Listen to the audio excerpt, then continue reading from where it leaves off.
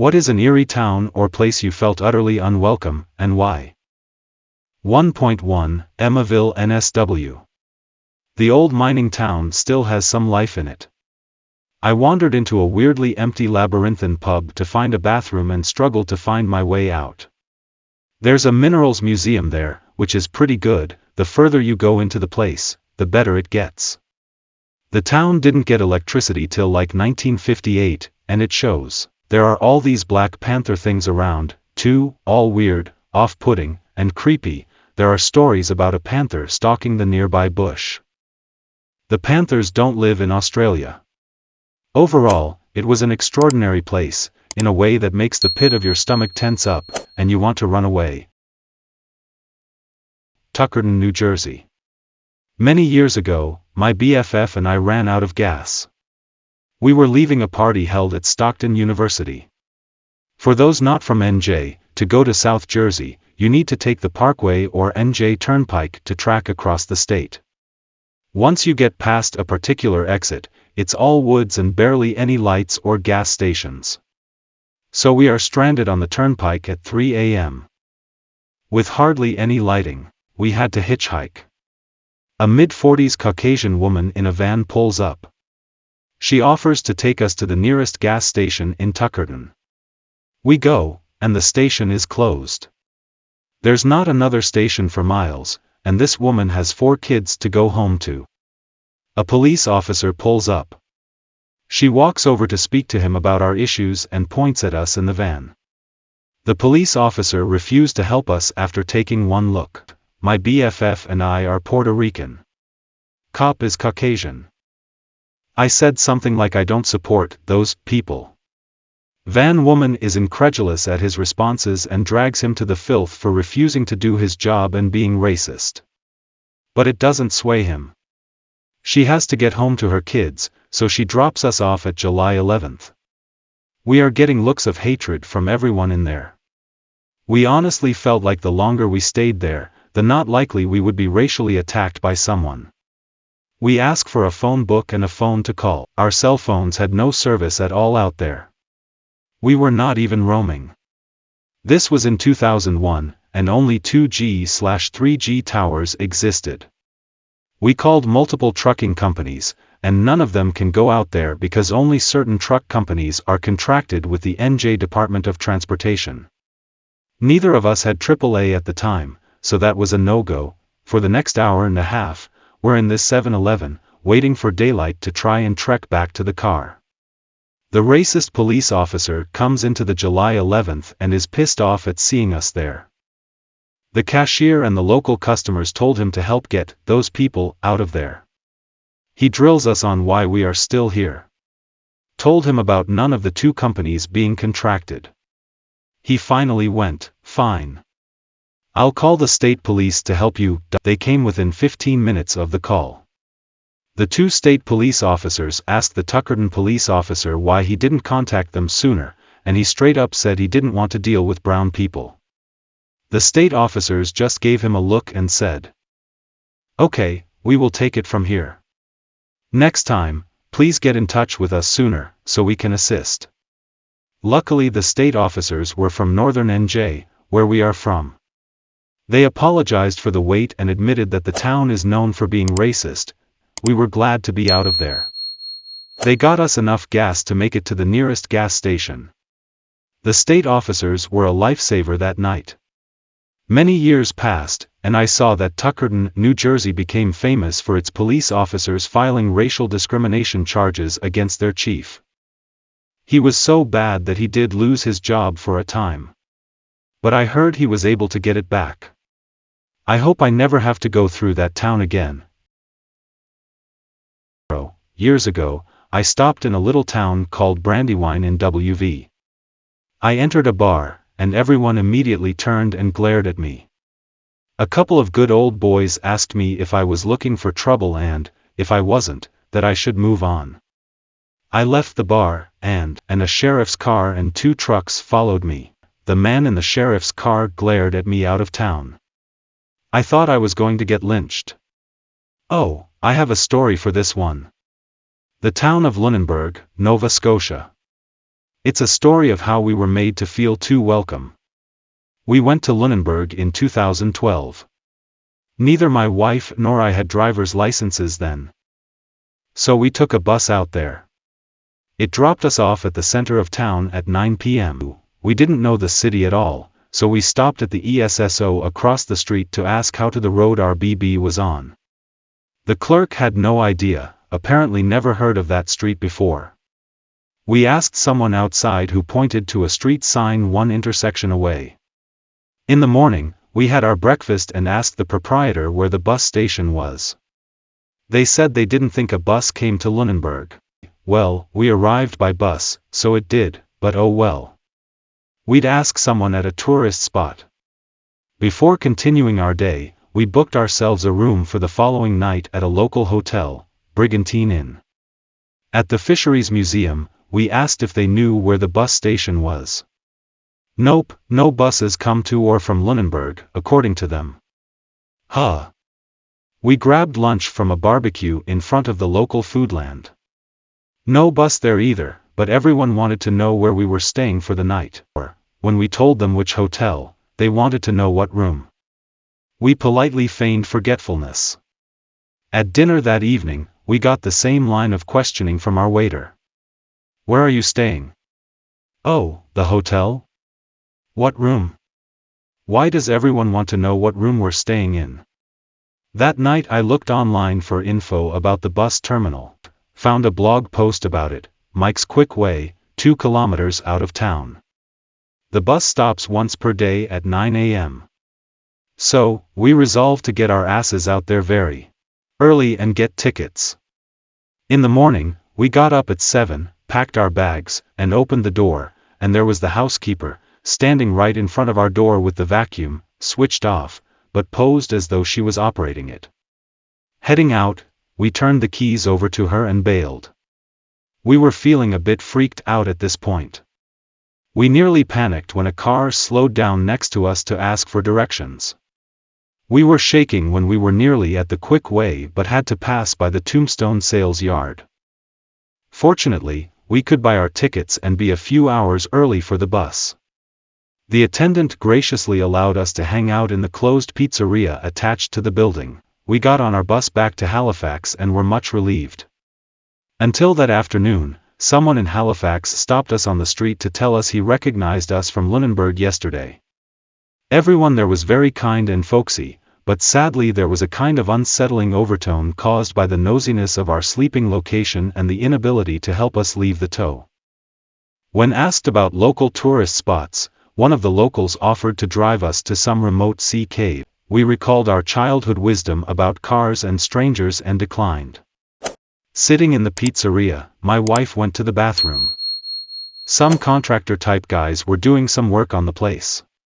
One of them began muttering, "I'm gonna kill him," under his breath. I could not tell who he was talking about. Paisley, Ontario, Canada. I was heading out there with friends for a camping-style music festival. And this was before any of our group had GPS/Google Maps on our cell phones. We ended up getting lost on some of the country roads as everything looked the same, just fields and dirt roads, and the names of the streets weren't well marked. We finally decided to stop at a farm to ask for directions. It was a very old-looking place. And as soon as we pulled into the drive, a whack load of Amish-style dressed men, women, and children came out and surrounded the car. Legit, one guy even had a scythe. I rolled my window down and politely said we were lost and asked how to get to such and such address. One of the men got down low, leaned right into my window, and said, "There's no place like that around here. How about you all stay here with us? You should stay here." And then he grinned this big greasy grin that gave me chills. People were gawking and closing around the car, and my friend started freaking out. I said something like, "Thanks, but we got to go," and then put my stereo system on blast, which got the guy out of my window and made the folks around the car back up. I immediately rolled up my window, revved my engine, and peeled out of there as fast as possible. We found the address about 5 minutes later, just down the road. Total, Children of the Corn vibes for sure. I'm pretty sure it was just outside Derby.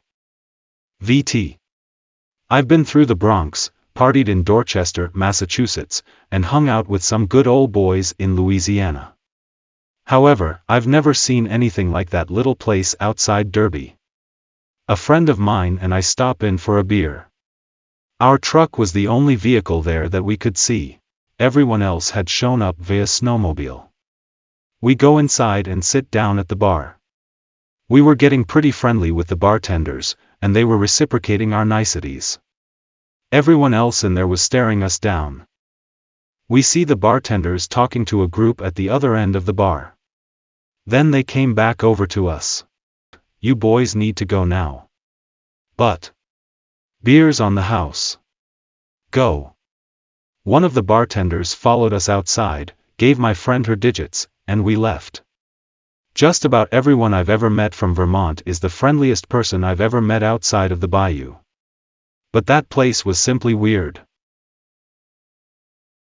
Alnwick in the northeast of England. We three stoners bought a car, Saab 900 Turbo, and in the car was a map of the North York Moors. It was a sign to go on a road trip. So off we went tearing up northwards from South Wales. The car was eating the miles. Soon we arrived at Filey Brig, but there was nothing to entertain us, so onwards north we went until we reached the historic border town of Alnwick. We parked in the square and found a pub.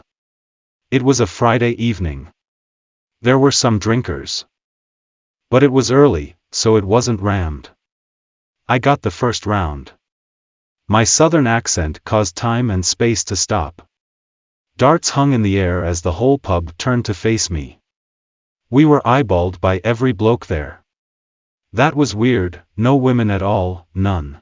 We settled into our pints, wondering whether to have another or move on, when three women entered the bar arm in arm, joking and laughing. The tall, dark girl in the middle then turned slightly and punched the girl to her right square in the face. Suddenly tables and chairs turned over, drinks, and broken glass, screams and shouts, and old scores were settled. We ran for the door and ran back to the square where the car was parked by the castle gate. As we turned a corner, we saw two grown men holding a child of about 15 by his throat against a wall. The lad's feet were off the ground, kicking for purchase on something. I don't go looking for trouble, but that wasn't right. I called out, "Oi, what's this?" The men froze and turned to look at me. In that second, the kid punched one of the men who fell and released him. He then hit the second guy, knocking him down. The first man was getting to his feet, and the kid knocked him clean out. It seemed that the odds were probably even in the first place, and that kid could look after himself. There was a roar as people spilled out of another pub shouting at the kid. We got in the Saab and headed north, not stopping till Edinburgh and some sanity. The neighborhood I stayed at in Belém, Brazil. I had just arrived at the airport and took a taxi to my hotel, where I was to stay for a couple of nights before meeting my colleagues and continuing up the Amazon. After checking into the hotel and unpacking, I grabbed my camera bag and started walking around the neighborhood. I came across some kids skateboarding at a skate park as the sun was setting and waved hello. I took out my camera and pointed to it, trying to gesture that I wanted to take some photos of the scene. The kids begin to point and gesture, shouting excitedly, and I laugh and pantomime paparazzi with my camera. They shout louder and wave their hands around harder. I keep miming. After about 15 seconds of this, I figured I had bothered them and turned around to start walking up the street back toward my hotel. The entire group of about 15 kids runs to catch up to me. As I'm trying to figure out what's going on, the oldest looking one tells me in broken English and pantomime that I cannot have a camera here. I'm confused and try to ask why. The boy mimes a grabbing gesture toward my camera and points a finger gun at me, and says, "Bang." It suddenly dawns on me that I am in the middle of a Brazilian favela, and these boys are trying to protect me from being robbed. I pantomime my thanks and give them each some reis, and they walk me back to my hotel, surrounding me like Secret Service agents protecting the president. It was hilarious, terrifying, enlightening, and moving, all in one. Sanderson, Florida. One blinking stoplight town, basically one small four-way intersection with a couple of gas stations where townsfolk hang out, and a big church that's lit up at night right off the I-10 exit. I needed gas as I was heading back down to South FL and went into town to fill up.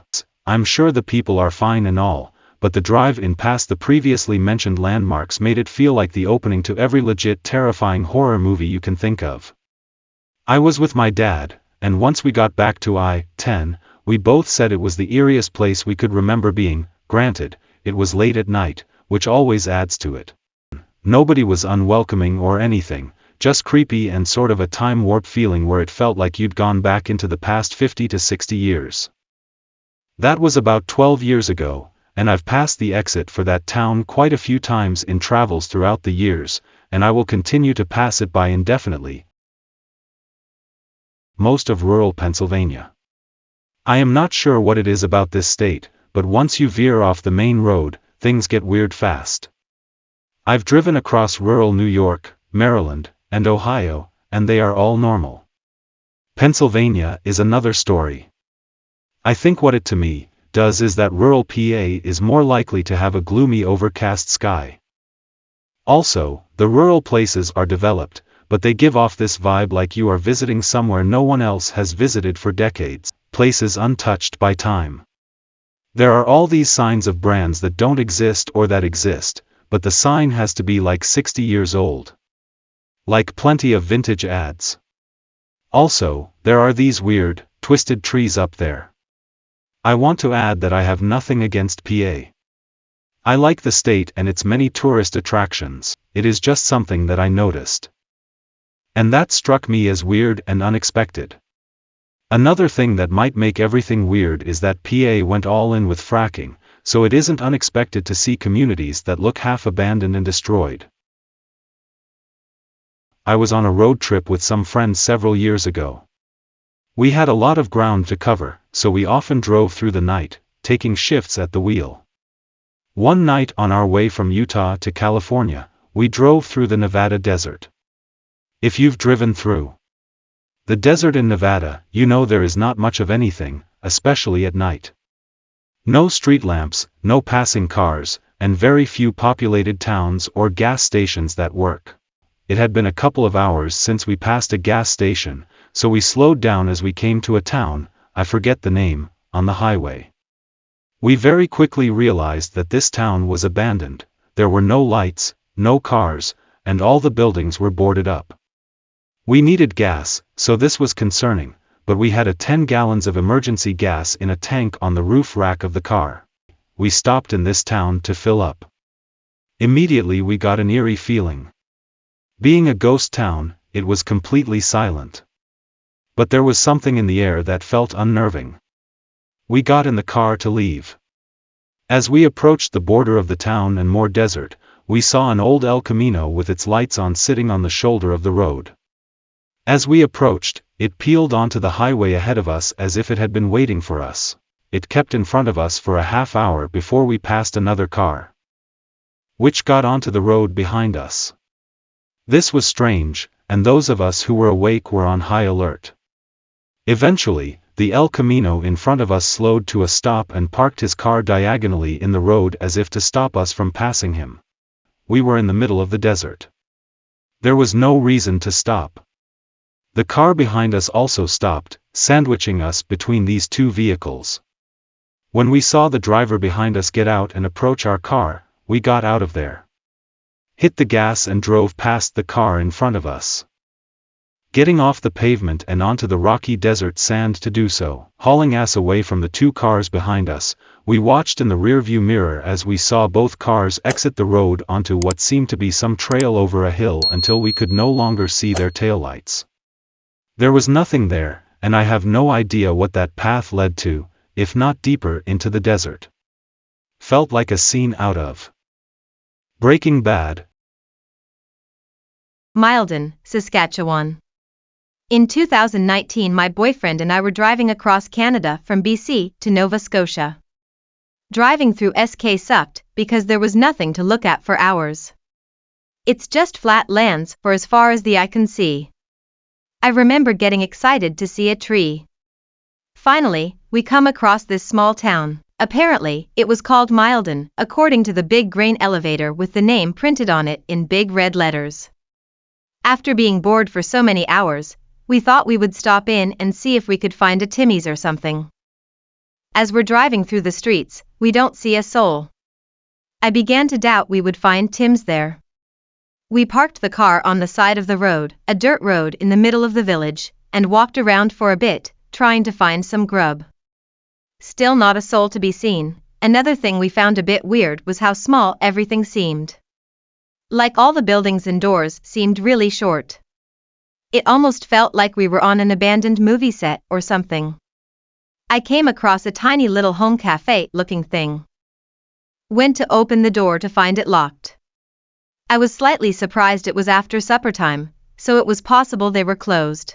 Then I noticed the cobwebs on the door. It hadn't been opened in a while. I decided at once that it was time to skedaddle. I think about Milden often. A part of me wants to find it again someday and figure out what the deal with that place is. Maybe we just drove into a weird part of town? We weren't there for very long. Mentioned it to my BF's grandmother. And she said, "Looks like you found your great-grandfather's old stomping ground." I never asked her to elaborate, and she's since passed away. Hard to believe that Milden was anyone's stomping ground. Drumnadrochit, Scotland. It's a small town on the shores of Loch Ness. When planning our road trip there, we found information about this place is place to visit when visiting Loch Ness. There's a tourist information center, a museum, the whole deal. So my cousin and I arrive after about a 4-hour drive from Edinburgh, park the car and have a look around town. The museum and tourist center was closed and looked like they had been closed for a long time, even though there was no mention of that online. It should be open. Anyway, we decided to look for a place to eat. But it literally seemed like this was a, quite charming, sleepy little village where there wasn't much to do. In the middle of town, we found this single small restaurant, so we went with that. The best way to describe this place is like a cross between a funeral home and a diner. The moment we set foot in the door, the whole place fell silent, and everyone looked at us. It was quite busy, but it was instantly clear that all the other people were locals and didn't seem too used to visitors. I almost felt like they'd drive us out with pitchforks and torches. The vibe was really weird, but it was the only place to eat, and we were pretty damn hungry. So we took a seat at the only available table, quickly ate some, pretty decent, fish and chips, and noped the hell out. Hilldale/Colorado City. A border town in AZ/Utah. Polygamous town. Houses are built incompletely so they can avoid paying property tax. I guess an unfinished house doesn't pay. The houses associated with each other are painted blue, pink, and green. In obnoxious colors, usually in the same square block for the other wives. The women have a very particular hairstyle which indicates a certain status. Dress in long sleeves and pants and long sleeve blue dresses for the women. They hate the federal government, and welfare is super high there because of all the single mothers. They call it milking the beast welfare. They all have nice trucks. I've done business with them before, and they are actually pretty rich due to basically the free labor they get from the community.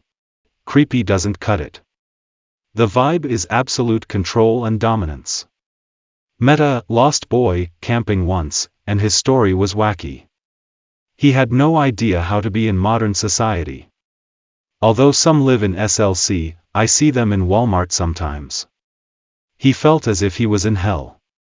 He and his friend were eating Jimson weed and drinking, which is against their religion. He said his pastor took his 7 kids, his wife, and all his money. It was so far-fetched I kept asking questions about how that was possible. That's how I pieced it together that he was a lost boy. Too many men and not enough women in polygamist society. This was in about 1998. They still live like this, though. Frenchburg, Kentucky. When I was a kid, my father traveled around to different car shows on weekends, selling various things like owner's manuals and decals for classic cars. He also had a classic car he entered into the shows. He heard about a small-town festival with a car show in Frenchburg, so off we went. The town was tiny, and the festival was maybe 12 people standing around in the middle of town with a few random decorations, not a classic car to be seen. Everyone watched as we drove through, just staring. When we rolled the window down to ask if we were in the right place, no one said a word, they just stared at us like we were some kinds of threat to their very existence. So we left, but first, we stopped at a gas station on the edge of town. A girl working there told us she lived in another town and couldn't wait to find another job because it was the creepiest place she'd ever worked. She joked that everyone there must be vampires because the town was always dark, even in the middle of the day, and they don't like outsiders. We hadn't noticed before, but it was kind of dark there for a summer afternoon. Maybe we just caught them on an off day, but it creeped us all out. Weird small town. Once, while driving between San Antonio and El Paso on the I-10, in the middle of the 551 miles of nothingness, our car ran low on gas. It was 2 a.m. We pulled off the side of the road at an exit that led us to. I'm pretty sure it was some kind of pocket dimension. It certainly wasn't a city, nor could it be called a town. Hell, I don't even think it qualified as a place in the Euclidean sense of the word. So, we just called it Nilbog. One of my friends recalled the name from some movie he'd seen because it's the word goblin backward. The entire place was 2 gas stations. And millions of invisible, bleeding sheep. Seriously, we couldn't see them. But we could hear them all around us. Both the gas stations were closed because it was 2 a.m. And neither of them took credit cards because you don't get digital communications in the pocket dimension Nilbog. The roaming fees are too expensive. The only other people we saw driving through the place in the 3 hours we were stuck there waiting for the gas stations to open were fellow Californians. They were also scared out of their minds. They stopped to ask us if any of this was real. We could neither confirm nor deny. One of the gas stations opened at 5 a.m., so we drove from the one we'd been parked at over to the one across the street because, of course, it wasn't the one we'd parked at. They didn't take the card inside the store either. So, we had to crawl around the car trying to find discarded change. Inside the store, the attendant was anti-syllabic. He could neither speak nor be spoken to. Each second spent in his presence deleted words you'd spoken previously, unraveling entire conversations you'd had. Memories you'd once cherished were now filled with unsettling quiet between you and never friends whose names were now, never spoken, never learned. Also, there were about 12 full adult cow carcasses on the floor of the store. They'd had their skin, hooves, and heads removed, but everything else was there. Just right there. Conveniently under the swarm of flies. We paid the man our 363 floorboard cents and procured enough gasoline to return to the Earth dimension and travel to the next exit down the interstate. Even now, when I or any of my friends that were there trying to speak of it, all we hear is the bleating of invisible sheep.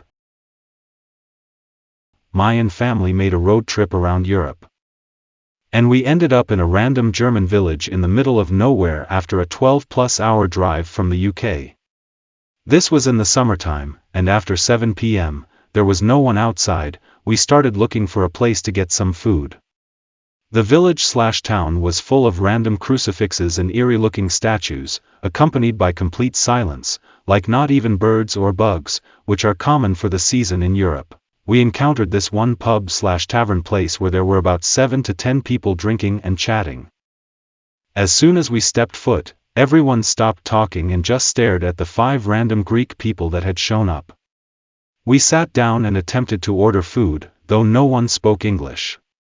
We managed to use Google Translate and point at the menu dishes we wanted. There was a variety of 4 things, but you can't complain. We found a place to eat in the middle of nowhere. While eating, Everyone there stared at us even though we sat at the tables outside. We stayed for a short period and then left as we felt quite weirded out. Before leaving the place, we managed to communicate with a person there, asking us where we came from. When they understood we were Greek, and the entire place there started laughing, we took it in a joking way. As soon as we left, they resumed speaking, and yes, it was kinda weird. I get it, they had probably never seen tourists in the area, especially Greeks, but that was one eerie village/town I felt unwelcome. It's an Australian town. Smithton, Tasmania. Now, I need to give some context. Because Tasmania is an island, they don't have any train lines, and there is a lot of hill ranges all over the state that limit the amount of road travel. There's Hobart down in the southern part and a highway that basically heads straight north to Launceston in the northern part of the state, then there is a highway that heads west. Smithton is essentially the last town on that highway. I have had to go there because some family members live there. And we visit them out of obligation. My dad described it as Twin Peaks without the scenery, charm, and polite citizens.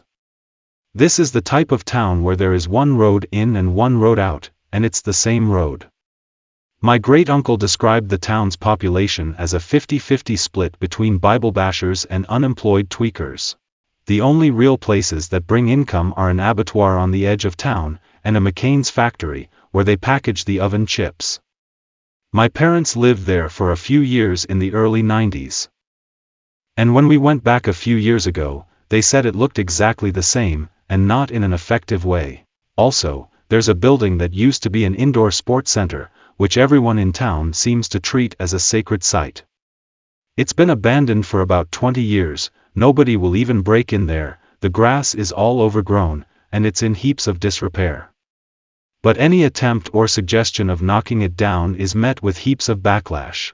So, wherever you go on the two main streets of the town, you can get a view of this hideous gray dump of a building looming on the hill. The strange thing is that the town just before it is on the highway, about a 10-minute drive, has a population of fewer than 1,000 people, but it is an absolutely lovely place, full of life, and everyone there is really polite. In Smithton, nobody smiles, they all mumble everything and speak in thick Australian accents with monosyllabic answers. And whenever they speak, they usually sound like crows. When we went on a trip around Tasmania to visit a bunch of families, we were having dinner with some in Hobart, and they asked where we were off to next on our trip. When we said Smithton, they all got quiet, and the wife of one of them said, "I'm really sorry to hear that." A little further afield, but for me, it was Lao Cai, Vietnam. We took the train there from Hanoi with the intention of visiting Sapa, but transit schedules meant we had to spend the night in Lao Cai before moving on. Lao Cai is right on the border between Vietnam and China, and the town pretty much exists just for people to secure whatever services they need before crossing the border. The utilitarian purpose of the town is reflected in the architecture, and the only hotel we could find was just a Soviet-style 3-story gray concrete cube. We were, as far as I could see, the only guests, certainly the only non-Vietnamese/non-Chinese ones. Lao Cai is up in the hills a bit, and it being late fall. Temperatures were pretty chilly, but the hotel room had no heat to speak of, not that it would have mattered much because the windows didn't seem to close. Anyway, with a couple of hours of daylight left to kill, we went for a walk around the town just to see if there was anything of interest. It not being a particular tourist destination, nobody in town had much interest in seeing a couple of Americans wandering around, and indifference to our presence was about the best the reception we got from anybody we encountered. Except for one guy. We were out near the outskirts of the town, and a youngish guy came running out of his house towards us, yelling something in Vietnamese. He didn't seem particularly aggressive, and we were on the public road, so we figured we'd stop and see what was happening. He comes running up to us, takes me by the hand, constantly chattering in Vietnamese, and leads me towards his house. I kept asking my wife, what should I do, but she was amused by his enthusiasm and just followed behind. He leads me drunkenly, it is now apparent, inside his humble house that is little more than a kitchen and a bedroom, sits me down at the kitchen table, and points excitedly at the TV, which is showing a fuzzy broadcast of a soccer game somewhere. Maybe it was the Vietnamese national team? I don't know. Still gibbering constantly, he pours 2 shots of alcohol from a bottle and hands me one, keeping the other. My wife's presence goes unacknowledged throughout. Down the hatch. I pantomime about it being especially strong, hoping that maybe he'll be satisfied with that. Nope, another shot. Then he wants to arm wrestle me. Okay, we do that for a minute or two. Just then, his wife walks in, presumably home from work somewhere. She seems surprised to find a couple of Americans hanging out in her house, drinking her moonshine, and just chilling with her husband, who probably should have been out working himself. She says something to him in Vietnamese, and her tone of voice seems irritated and angry. Mr. Chatty suddenly loses all interest in us, goes silent, and turns his interest back to the soccer game. The woman stomps off to the other corner of the room and pretends to tidy something up, but she's clearly eyeing us. We smile and try to graciously excuse ourselves, receiving no acknowledgement from either one of them. We hustle back towards the center of town, find something to eat from a noodle cart, and head back to the hotel to sleep. At 5 a.m., a loudspeaker on a pole outside the hotel goes off. In a snatch of patriotic music, some cheerful governmental voice gives instructions in Vietnamese and then seems to begin counting off numbers. I'm guessing it's some kind of civic calisthenics program, but who knows? After about 5 to 10 minutes of this, there's another bit of music, and then the speaker goes quiet. There's no point trying to go back to sleep at this point, it's freezing cold in the room, and, at any rate, the loudspeaker starts back up about 20 minutes later. We got dressed, packed up, and headed out on the street.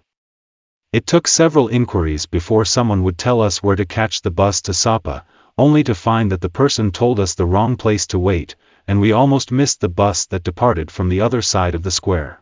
The whole experience was a little bit like being in City 17 from Half-Life 2. Minus any of the technology. Just gray and depressing and ominous, with a populace that doesn't know you, doesn't like you, and doesn't want to be associated with you. Sapa was pretty nice, though. Highly recommended. Rocky Mount, North Carolina. Late to the party, sorry. I was moving with my family from the mid-Atlantic to Florida, by car, with our cat. So, it's day 2 of 4 with all the general stops for food, gas, and a hotel to sleep at night. I had the flu, so everything had a hint of a fever dream. Well, my cat had gotten bit by this asshole neighborhood cat back in Delaware before we left, and he's acting a little off. Get settled in the hotel room and find an emergency vet in, you guessed it, Rocky Mount, North Carolina. Just driving in pitch black, dead quiet, but people have farmland, and cows are mean, mugging your left and right. Everything is just odd. The vet is nice enough, fixes the kitty's ear, and off we go. I go pick up takeout food with my dad, and there's a lot of "y'all aren't from around here" talk. Lock the car doors. All right, we all sleep through the night without incident, but turn on the TV, and a special message is scrolling across the bottom of the screen. Wanted, 2 men, gives descriptions, short little dudes, only 5 feet 6 inches and 5 feet 5 inches, for armed robbery and murder. Right down the road from our little hotel. Thanks for the memories, Rocky Mount. For me, it was a road. I can't remember the name of the road, but I remember the name of the creek it crossed. Calf Killer Creek, in Tennessee. My fiancé and I were traveling through Florida, and it was like 2 a.m. We're following GPS, and it's saying that we're to go straight for 20 miles, but suddenly it has us turn onto this crazy-ass winding road, steep drop-offs in a few spots that got us a little nervous too. But that wasn't it. My fiancé and I just got this immediately overwhelming sense of dread that I have literally never experienced in my life. I thought it was just me, but then he mentioned that he really didn't want to break down on this road. I asked why, and he echoed my thoughts that he got a really bad vibe. There were a few houses, but it was mostly wood. It being dark and a little foggy probably didn't help, but I grew up in the woods, I was used to that kind of stuff. I have never in my life experienced a feeling like that. The hairs on my body were standing up. Creepy. I'm about to make another trip, and I'm really hoping we don't cross paths on that road again. Also, for the record, we've done that trip numerous times and have never been put on that road before. My experience is a small town in Dublin, Ireland, Poppintree. The name sounds lovely, place seems nice, but it's rough as hell. It seems the kind of place where if you're born there, you're accepted. If you're a passerby, it's shady. Everyone knows everyone, so if you harm just one person, someone's friends, or cousin or uncle will know about it and try and jump you. So, I went there a few years ago, making a delivery for a small business my partner and I are running, and had just the strangest stares from anyone/everyone. It just felt like there were eyes and ears everywhere. Even with my 2-hour encounter, it was enough for a lifetime. They're one of the hearts of gangs in Dublin. Anyway, it was just unpleasant people not making eye contact or staring at you consistently, a bunch of people on bicycles. I had an incident myself there. I chuckled at something silly. It could have been on my phone or something, but the person immediately thought I was reacting to them and started questioning me. In an intimidating way, as if I offended them. I explained what I was laughing at, and they were okay after that but still seemed pissed off. It was one of the strangest things ever. The whole area just gives off bad vibes. Someone said there's supposed to be a local community project to make it a more peaceful place. But I don't fancy myself stepping foot in that area again. From the UK, Wales to be precise. A country of great beauty and vast mountains and countryside wherever the eye can see. Anyway, there is a place called Happy Valley, which is a road at the bottom of a valley between two peaks that passes through. Ironically, it feels like there is a grimness in the air and the most unsettled feeling that I've ever felt from a place, and it was definitely emanating from the area. When I was part of a search in a very sad situation of the abduction of April Jones, a massive news story that happened in the town I went to school in and grew up in, I appointed that area to search the wilderness, and it's a harrowing thought to this day for so many reasons, but the place made in 50x worse. So, every and anything but a happy valley. Pretty much all of West Virginia.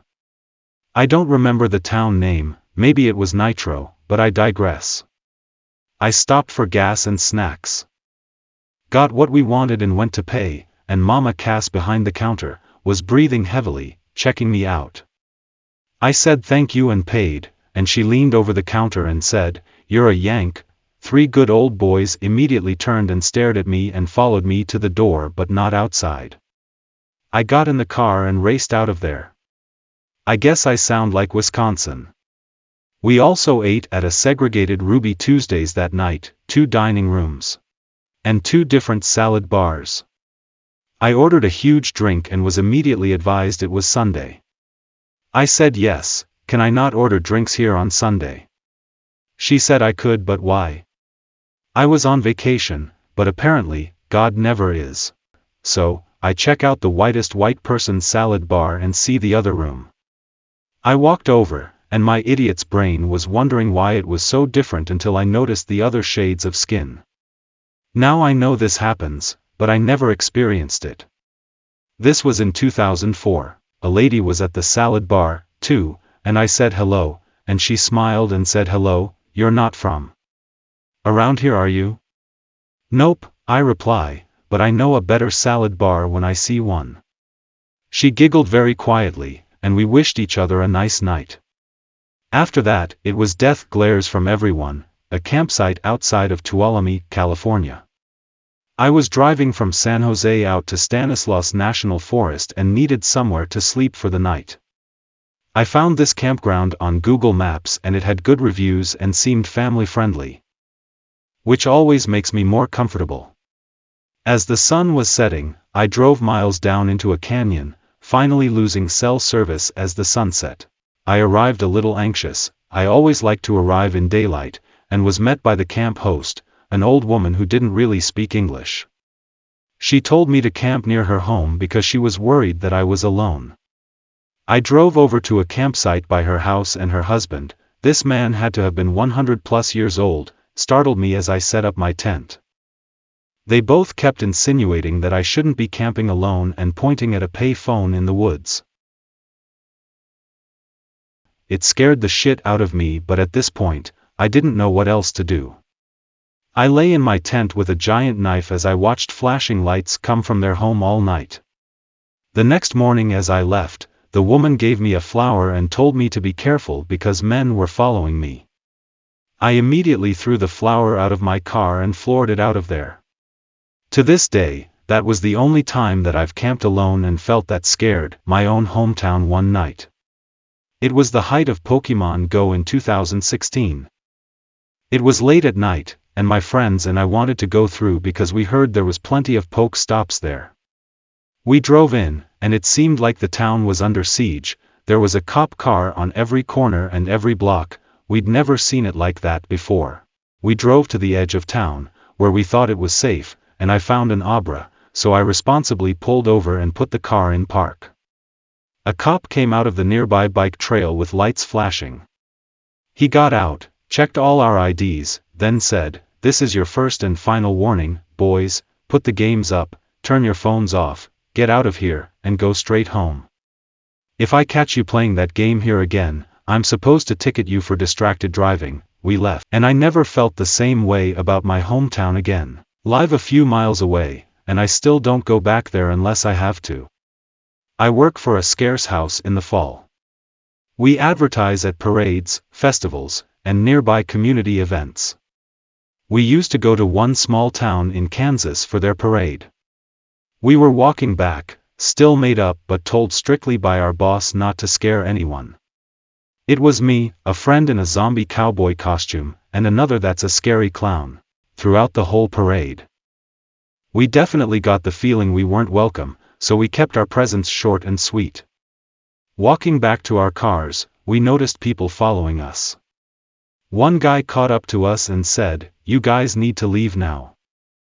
We don't want you satanic freaks here." We started booking it after that, made it to our cars, and left. I returned to this town later to deliver construction materials for my job. I had to go to the high school shop class. When I stopped at the front office, the secretary was immediately rude to me, saying I wasn't expected, and I need to just drop it off at the administration building. The people at the admin building called the shop teacher and then told me to bring it back to the school. The secretary immediately got pissed off when I arrived.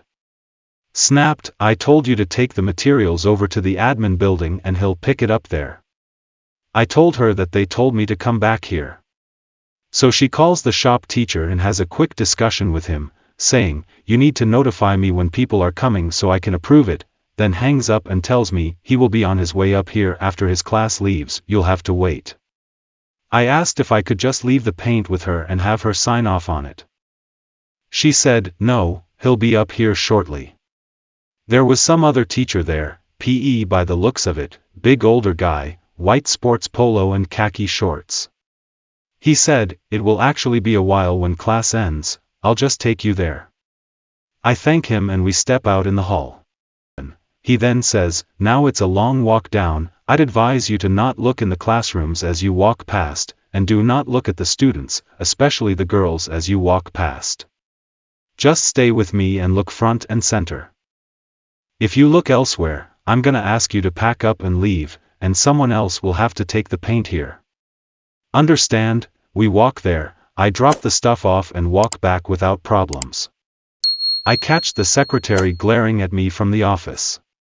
I don't work that job anymore and have no plans of going to that Kansas town again.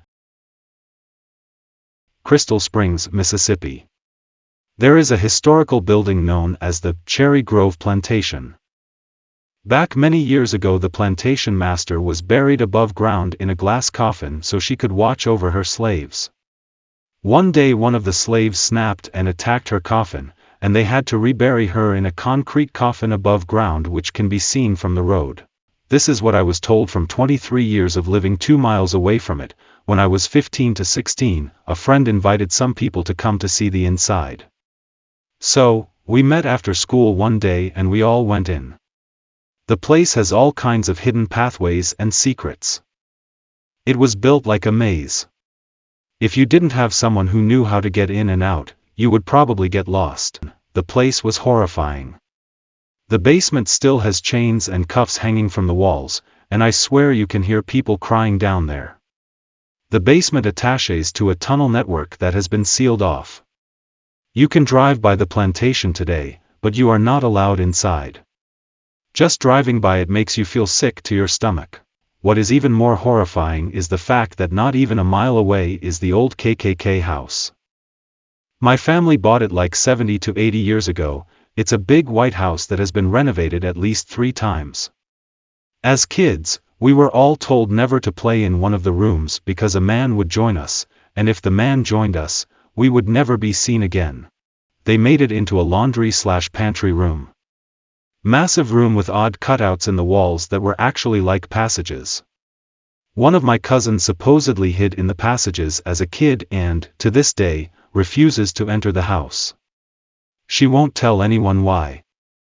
But every time we had a family get-together, she would make a group of us stay with her outside.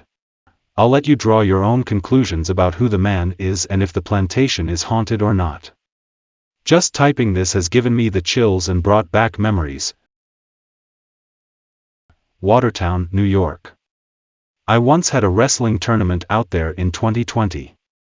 I'm originally from Long Island. So it was a drive out there. The club team I was wrestling for, I got there, and just as insight, I was one of the few kids of color on the team, but everyone was cool, and no one treated anyone else differently. When we first got there, we started stepping out of the van we drove in, and as we got closer, I could feel the glares and stares at me. The people that were there were majority white, and it was a rural setting, so even without the stares, I still felt out of place. Then as I saw the stares at me when I was walking towards weigh-ins and checking, it was like I was an alien to them. There was not one smile or happy face in that whole entire crowd, not that I expected one, but rather like a, "Who are you?" or "Who invited him?" look. I ignored it as I had more important things to focus on. The only person who didn't give me any weird looks and was very welcoming was the guy who was running the tournament. His name was Jason. He was very cool. I'd have to admit. Another thing I didn't notice until my friend pointed it out to me was the fact that everyone had gotten a shirt when they checked in. Besides me, I didn't even know they were giving out shirts. The same place we checked in is the same place they gave them out. And somehow, I slipped right by them. On top of that, the shirt said, "Protest Duels 2020, with a worn American flag behind a wrestler getting his hand raised." This was during the BLM protests of 2020. The entire trip just felt very uncomfortable, but I tried my best not to let it affect me too much. Definitely not a place I'd go back to for leisure. I wish for the life of me I could remember where it was, but for some odd reason when my wife and I were driving back from Washington, D.C. after our honeymoon, my GPS took us off of the highway and onto what turned into somewhat rural roads. As best I can remember, it was somewhere between I-68 and I-70 because we crossed into Ohio at Wheeling, West Virginia. I needed gas, so I stopped off at a gas station in the middle of Pennsylvania. The whole small town gave me creepy vibes. There weren't any cars passing by.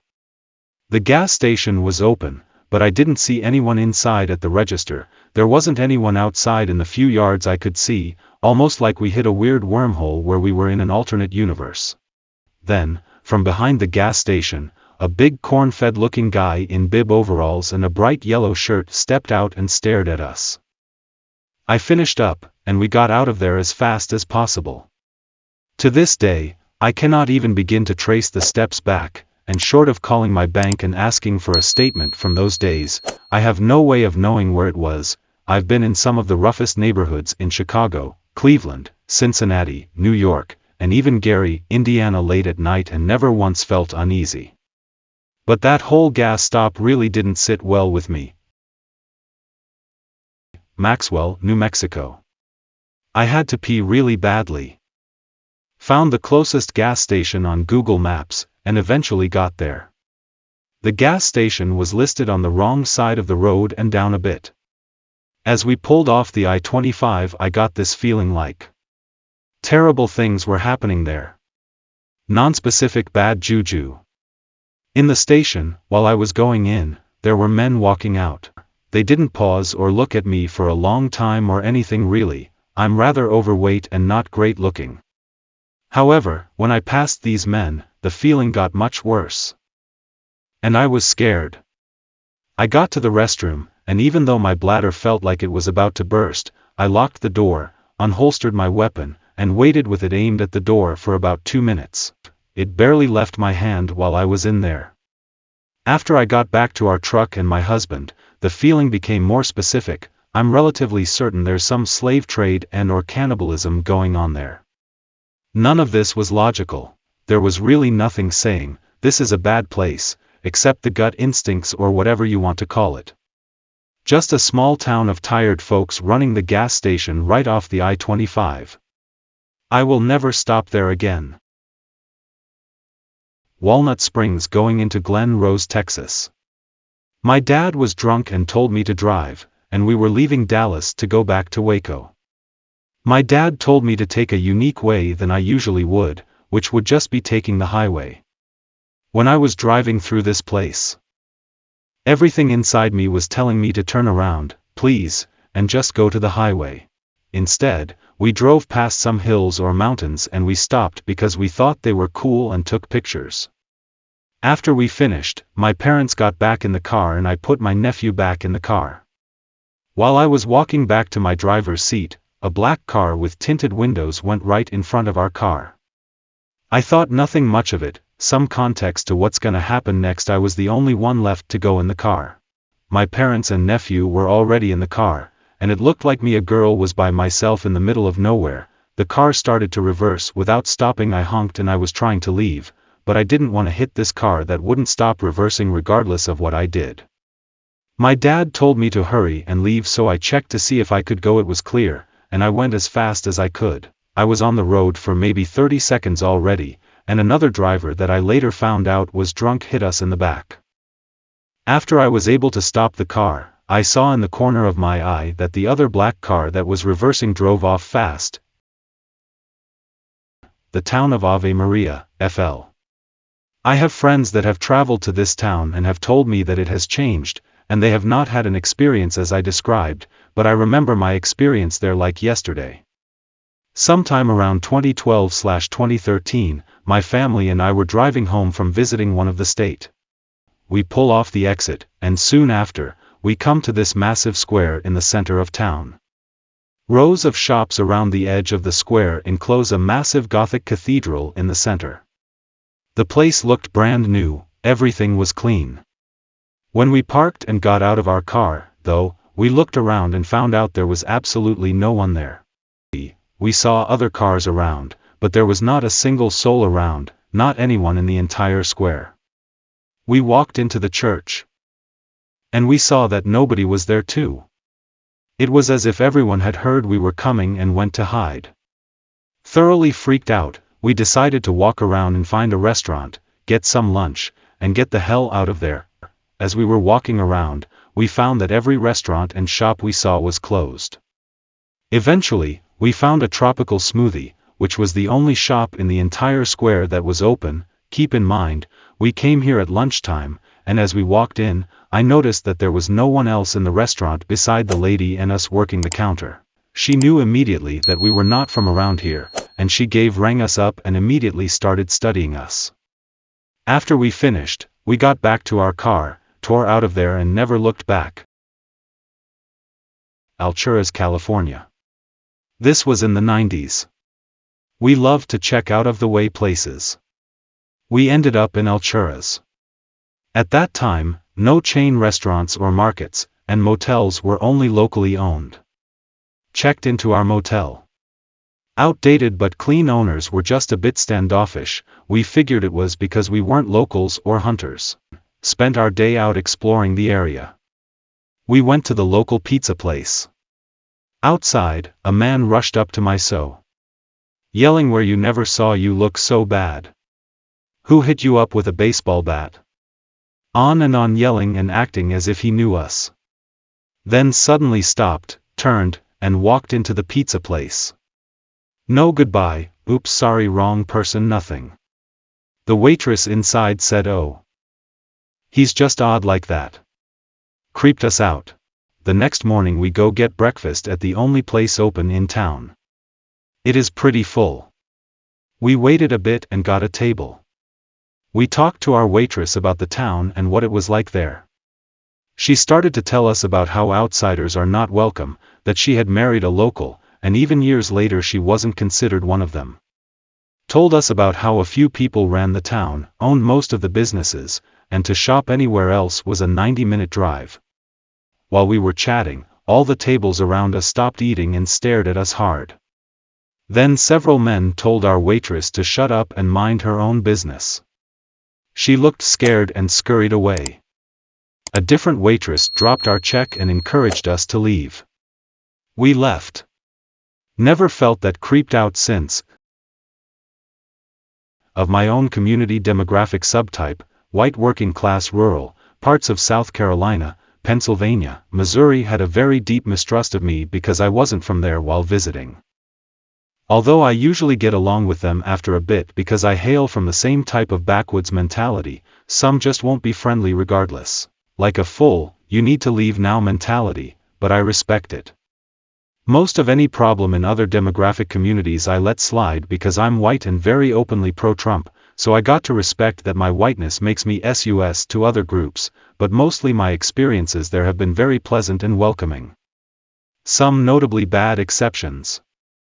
Of course, but that is expected with anyone, really. Honestly, the only place I've ever felt out of place was white gated suburbs. Never been my style, and I've felt like a lot of people aren't exactly honest there, and I value honesty. It just creeps me out superficial. Thanks for watching. Please comment, like, share and subscribe. The Internet Surfer on YouTube for more horror and scary stories.